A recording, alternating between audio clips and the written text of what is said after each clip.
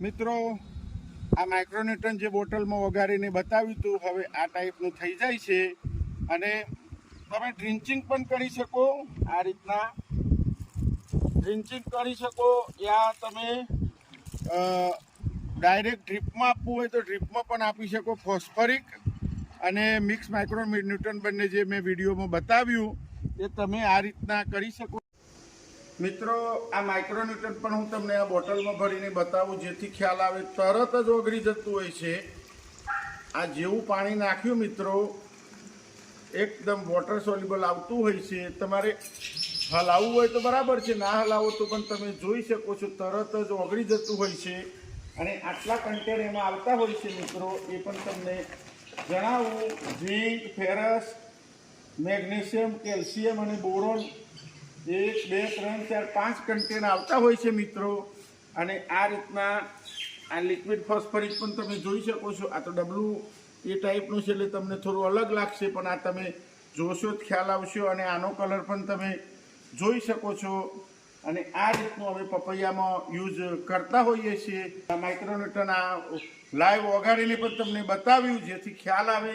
તો આપ જોઈ શકો છો લિક્વિડ ફોસ્ફરસ આ રીતના અમે કાઢીને પપૈયામાં ચડાવતા હોઈએ છીએ। ક્વોલિટી પણ તમે જોઈ શકો છો।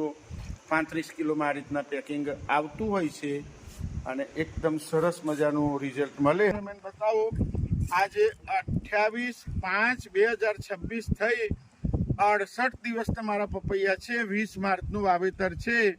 આજે આ રીતના તમે જોઈ શકો છો। આ પપૈયા નજીકથી બતાવો કેમેરામેન। અત્યારે તમે જોઈ શકો છો પપૈયાની કોલ। આ બપોરે 1 વાગે અમે શૂટિંગ ઉતારી રહ્યા છીએ ગરમીમાં તો પણ તમે એની તંદુરસ્તી જોઈ શકો છો।